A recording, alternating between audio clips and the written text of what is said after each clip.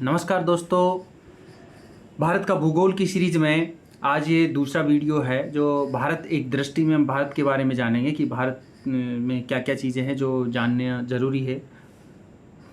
देखिए, हमारे देश का नाम भारत है, इसमें कोई संशय वाली बात नहीं है।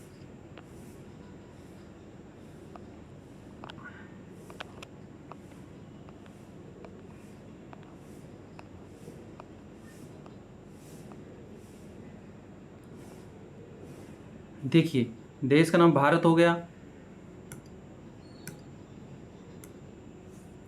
अन्य नाम क्या क्या है हमारे देश के? अन्य नामों, किन किन नामों से भारत को जाना जाता है? तो इसको जाना जाता है आर्यावर्त, जम्बूद्वीप, भारतवर्ष, हिंदुस्तान और इंडिया।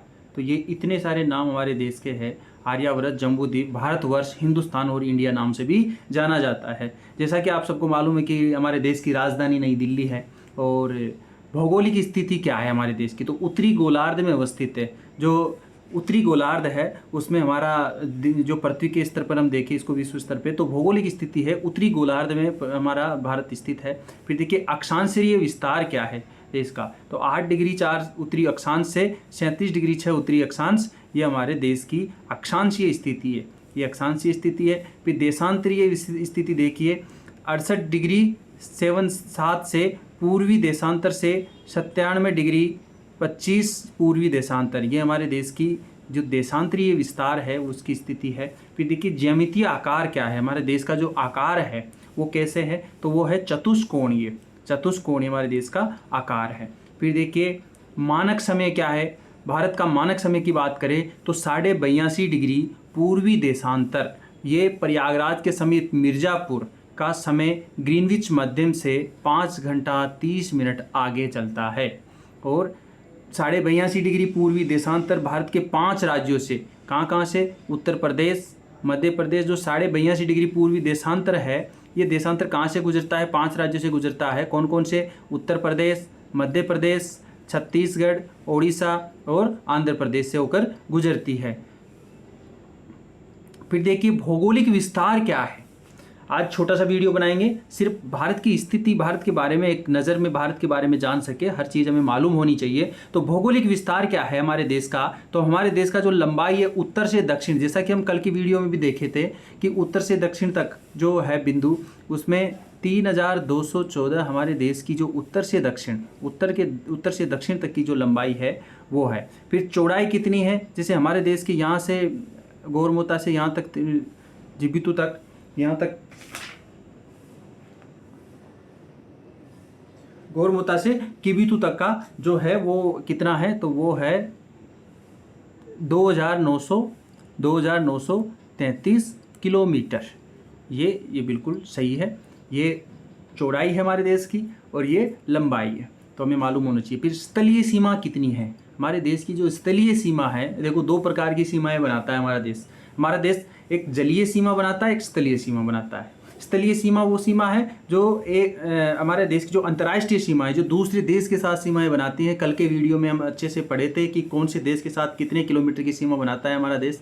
तो ये 15,200 किलोमीटर की सीमा जो है वो स्थलीय सीमा है, जिसमें जो हमारे पड़ोसी देशों के साथ सीमा बनाता है, जैसे पाकिस्तान हो गया, अफगानिस्तान हो गया, चीन, नेपाल, भूटान, श्रीलंका, म्यांमार, इन सब देशों के साथ जो सीमा, बांग्लादेश हो गया, इनके साथ सीमा बनाता है। तो ये 15,200 किलोमीटर की दूरी है। फिर देखिए, जलीय सीमा। जलीय सीमा कितनी है? जो समुद्री, जो प्रायद्वीपीय भारत है हमारा, जैसे नीचे का भाग है ना प्रायद्वीपीय भारत, प्रायद्वीपीय भारत के अंदर जो जलीय सीमा है इसका क्षेत्र कितना है? 11,098 किलोमीटर हमारे ये इतनी सीमा है जो जलीय सीमा है। फिर देखिए, प्रादेशिक जल सीमा, समुद्र तट से 12 समुद्री मील तक, ये प्रादेशिक जल सीमा है। फिर संलग्न क्षेत्र है, प्रादेशिक जल सीमा से आगे 24 समुद्री मील तक है। फिर अनन्य आर्थिक क्षेत्र, संलग्न क्षेत्र से आगे 200 समुद्री मील तक है। फिर देखिए, जलवायु, हमारे देश की जो जलवायु है मानसूनी जलवायु है, मानसूनी जलवायु है। क्षेत्रफल है हमारे देश का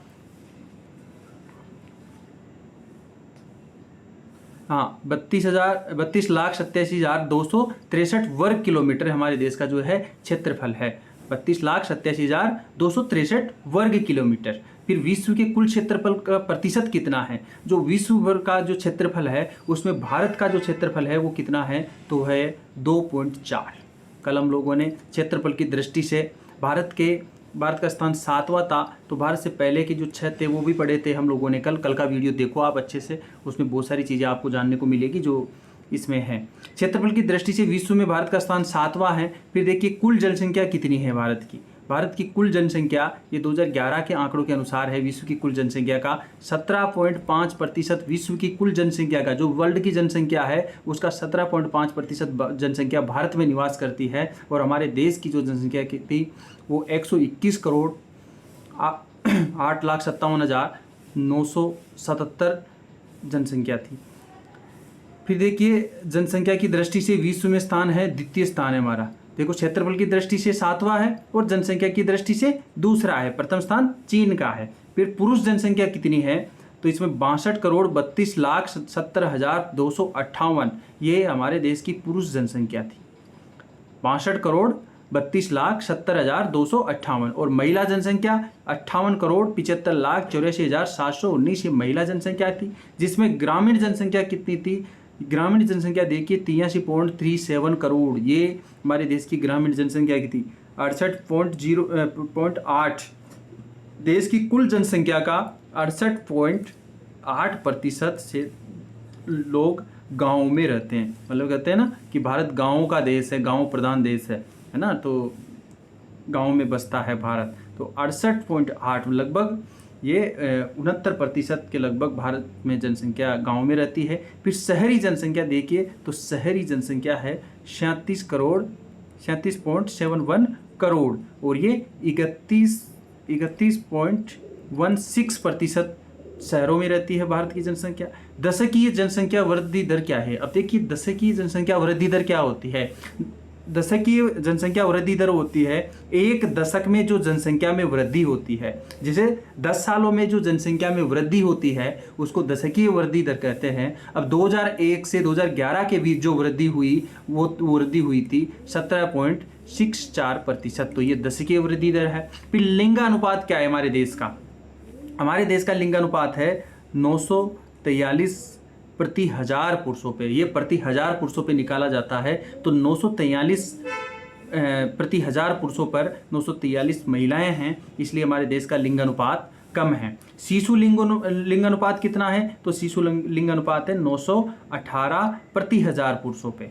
फिर जनसंख्या घनत्व कितना है, जनसंख्या घनत्व का मतलब जनसंख्या घनत्व होता है जैसे किसी भौगोलिक क्षेत्र पे कितने सारे लोग रह रहे हैं वर्ग किलोमीटर के हिसाब से। तो 382 व्यक्ति एक वर्ग किलोमीटर के अंतर्गत भारत में रहते हैं। ये जनसंख्या, जैसे ये निकालने के लिए कुल भौगोलिक क्षेत्र पे कुल जनसंख्या का भाग देकर ये निकाला जाता है, तो ये 382 आता है।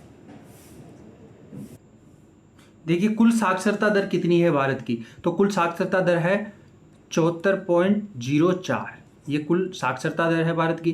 पुरुष साक्षरता दर है 82.14, ये पुरुष साक्षरता दर है। और महिला साक्षरता दर 65.46, ये देखो महिला साक्षरता दर हमारे देश की बहुत कम है।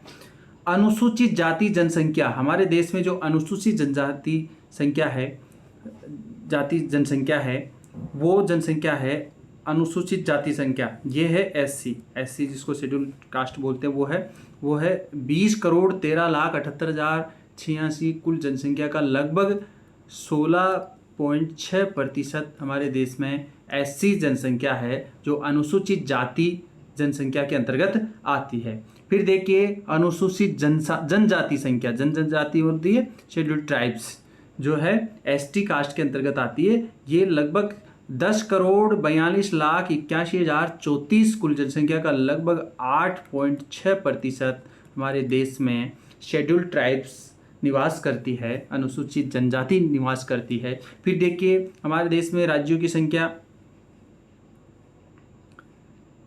28, केंद्र शासित प्रदेशों की संख्या ये थोड़ा सा है, इसको बाद में मैं इस पर एक वीडियो बनाऊंगा, इसमें बहुत सारे परिवर्तन हुए हैं तो इसको बाद में बनाया जाएगा। फिर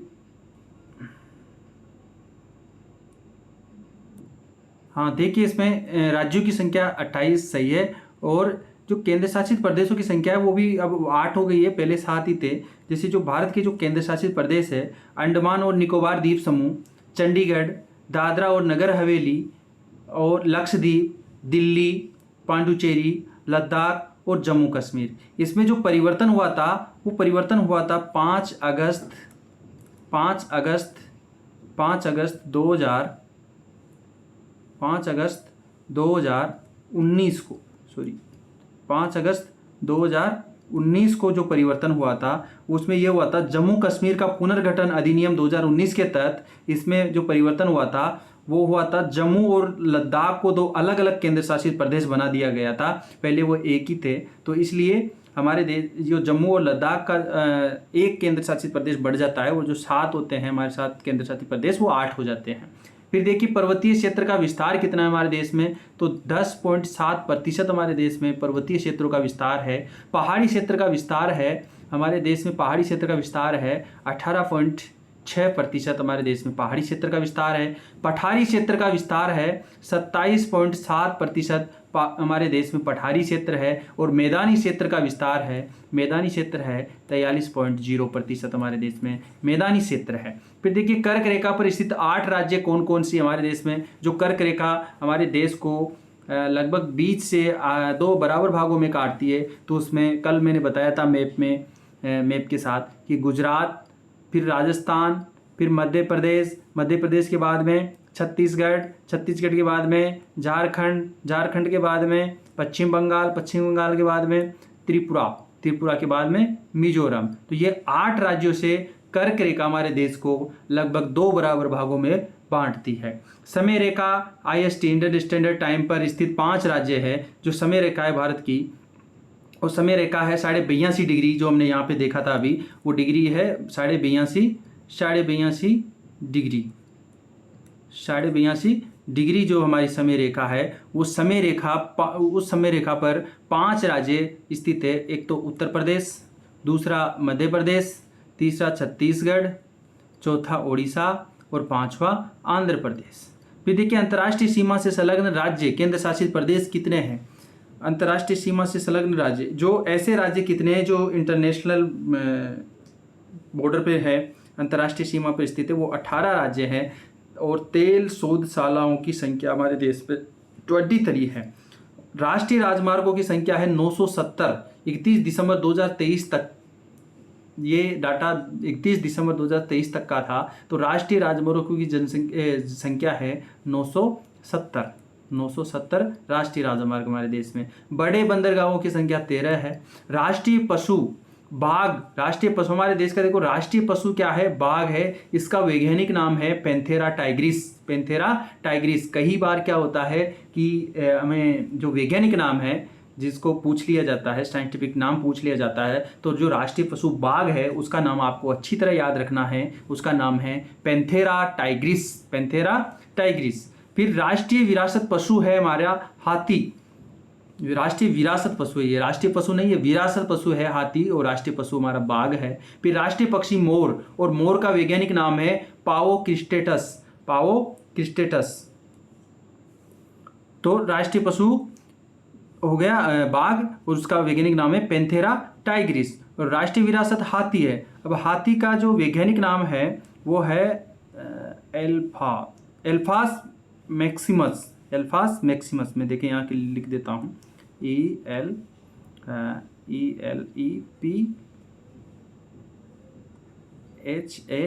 एल्फास,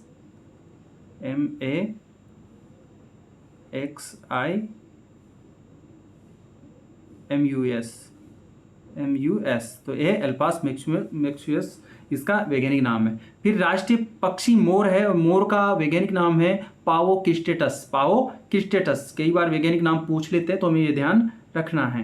फिर देखिए राष्ट्रीय वृक्ष बरगद है, और बरगद का वैज्ञानिक नाम है फाइकस बेंगालेंसिस। ये फाइकस बेंगालेंसिस। फिर राष्ट्रीय पुष्प है कमल, और कमल का वैज्ञानिक नाम है नीलम्बो नूसीफेरा।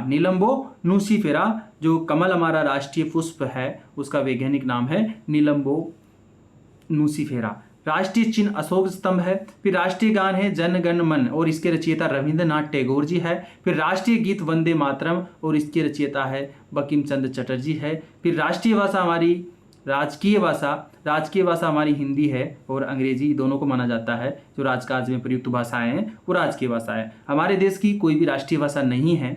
फिर राष्ट्रीय लिपि हमारी देवनागरी। राष्ट्रीय वाक्य है सत्यमेव जयते, सत्यमेव जयते, और इसका स्रोत क्या है, ये मुंडकोपनिषद से लिया गया है।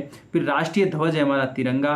राष्ट्रीय नदी हमारी गंगा है और राष्ट्रीय जलीय जीव गंगा डॉल्फिन है, और इसे इसका वैज्ञानिक नाम है प्लेटिनिस्टा गेंगेटिका, प्लेटिनिस्टा गेंगेटिका।